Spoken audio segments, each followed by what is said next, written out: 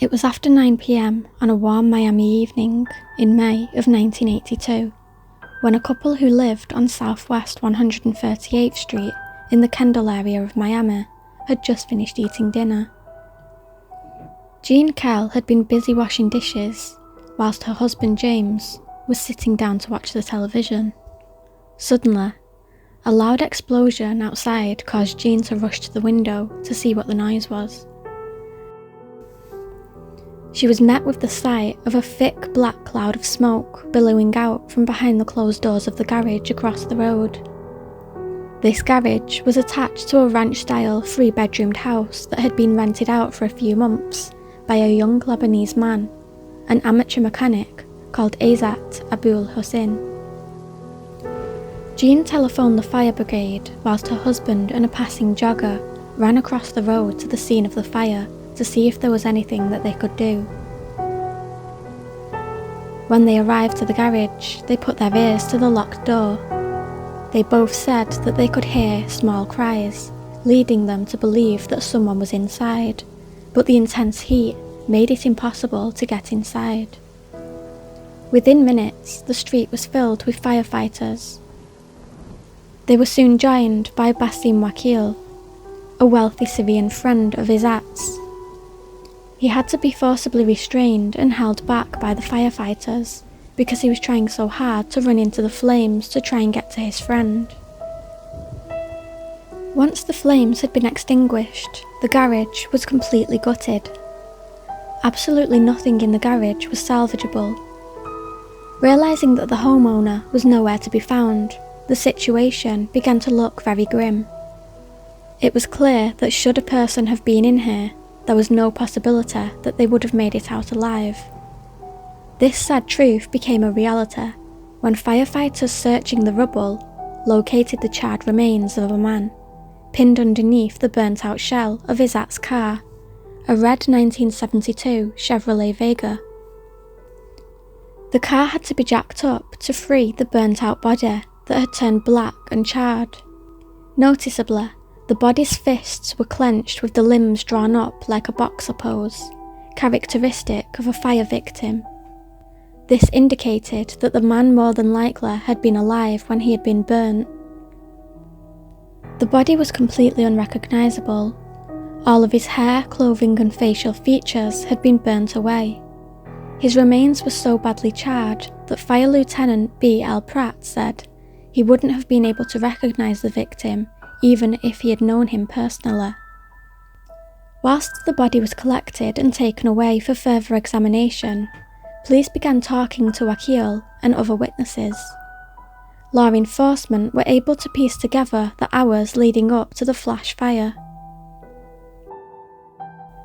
At 5:30 p.m. on the afternoon of the fire, Azat had crossed the street to borrow a pair of pliers from his neighbour, James Kell, the husband of Jean who had first alerted firefighters to the scene.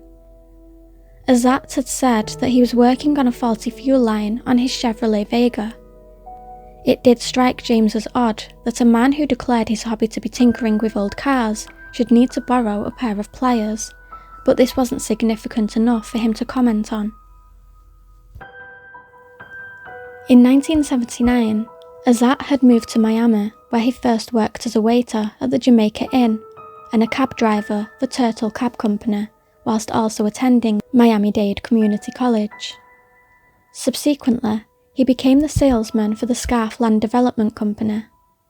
A month before the fatal fire, he had rented the luxury home at 9901 Southwest 138th Street with its lavishly landscaped garden and oval swimming pool. The problem facing the police now was with formal identification. Wakil notified Izat's sister Garda, who was a nursing student in nearby Tampa. The next day, the detective in charge of the case, Ray Nazario, asked her if she knew of any dental or medical records that may be of assistance in identifying her brother's body. She said that she did not. Nor did she have any photographs of him smiling where his teeth would be visible. Azat had bought the Chevrolet just 5 days before the fire for $200 at a used car lot in neighbouring Broward County. even though he already owned a new white Grand Prix and had the use of a company Cadillac. Garda said that her brother just enjoyed working on old cars. As it seemed no doubt that the death was an accident, the police accepted the circumstantial evidence of identification of the body of Azat, and it was released to the Vista Funeral Home in Hialeah to be prepared for shipping back to Lebanon. However, the medical examiner's office were dissatisfied with formal identification and retained the blackened and lower jaws in the hope that further evidence might later arise to seal the case. Garda was given the remaining few possessions of her brothers, and she flew to Lebanon to await the arrival of the body. Unfortunately, Israel chose that moment to begin Operation Peace for Galilee, and war broke out soon after she arrived. As a result, the body remained in the Florida funeral home. After a month with the situation in Lebanon unimproved, Bassem Wakil reluctantly gave permission for his friend's body to be cremated, and he was given the ashes in a wooden box. When Garda eventually returned, she scattered her brother's ashes in the waters of Biscayne Bay. Curiously, none of Azat's friends or family commented on the fact that in the Druze faith, the Muslim faith to which the victim had belonged, cremation is strictly forbidden. 6 months after the fire, John J. Healy arrived in Miami. Healy was a private investigator from New York, and he had with him news that caused Ray Nazario to reopen the case. It seemed that before his death, Azat had taken out life and accidental death policies with 6 different companies over the previous 2 years. The sum involved $1,270,000. His sister was named beneficiary and had already received $550,000, most of which had been transferred to Lebanon. In view of lack of identification and a large sum of money at stake, Healy had been hired by the insurance companies to confirm that the dead man was in fact Azat Abul Hussein. If he was not, then the police would have to start looking for the perpetrator of a massive fraud. And more to the point, if the body was not that of Azat, then they were dealing with a murder case. Healy set to work making inquiries in Florida. Since the only surviving evidence in the case apart from the pathologist samples were the jaws taken from the body, Healy set about searching for a dentist who might have treated Azat. He thought that he had succeeded when his inquiries brought to light a set of dental x-rays labelled Abdul Hassan, but he eventually discovered that these belonged to a student at the University of Miami with the same name. In Key West, Healy contacted Azat's former girlfriend. She was distressed by the news of Azat's death, which had occurred soon after he had telephoned to arrange a visit in Key West for the weekend. She said Azat was healthy, never ill, and had a nice smile. She did not know of any dentist or physician who may have treated him. Reluctantly, she allowed Healy to take away a single coloured Polaroid that showed Azat seated with his sister at a graduation ceremony. Due to the fact that winter season was starting in Florida, hotel space was filling up and reservations were becoming unavailable, so Healy had to return to New York. However, he still had not given up. Later on, he flew to Louisville, where Azat had attended college, and there he discovered a full set of Azat's dental x-rays in the possession of Dr. Wood Currens at the University of Louisville Dentistry School. Meanwhile, the Dade County Police had been pursuing their own inquiries. It seemed that on January the 11th, 1983, the Chief Medical Examiner, Dr. Joseph Davis, had alerted Dental Examiner, Dr. Richard Spurivon, to the existence of the Louisville x-rays, and a week later, Ray Nazario was told to make sure these were obtained from Dr. Currens before Healy got a hold of them. Azat's driving licence, which he had recently renewed only a week before the fire, was also found on file. On the 21st of January, the x-rays arrived, and on the 24th, Dr. Spurivon declared that the body found underneath the Chevrolet was certainly not that of Izzat Abul Hossein. There was no doubt about it. This case was no longer one of accidental death, but instead one of murder. But who was the dead man found under the blazing Chevrolet, and what had happened to Izzat Abul Hossein? Sensing an exciting story, reporters from Miami Herald began their own investigation. On the 3rd of March 1983, Dan Goodgame filed a long report from Techney in Lebanon.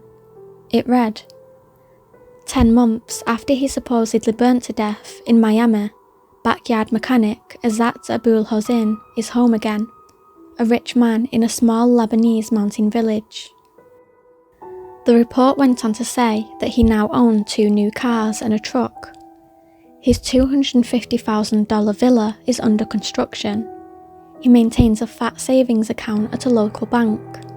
Goodgame supported his assertion with a photo of a luxury villa next door to Izzat's home in the village of Techney. Garda also later confirmed that her brother had faked his death, saying, "I was so hurt and angry that I had been used. I didn't want any of the money, I gave it back to him." She said that Izzat had fled hours before Goodgame arrived. He had taken a taxi to Damascus in Syria and intended to fly to Europe for 2 years. But villagers, however, suggested that he was in hiding nearby. It seemed that Izzat was now out of reach of the US law, but he was not guaranteed immunity from family law. Many members of his family thought that he had brought shame on them, all by his callous misdeeds, and some even threatened acts of retribution. Unravelling the family's connections in the village proved impossible, as every single one of the 2,500 inhabitants were all named Abul Han. Now, decades later, the identity of the murdered man has still not been established. Police made considerable efforts to match the jaws taken from the body with known dental records of missing persons, but with little success. Dr. Spurivon pointed out that criminals will give a great thought to detail when committing a crime. In this case, the victim placed under the car was the same gender, age and race as Izzat. Great integrity was shown in setting up the carjack so that the death was plausibly an accident.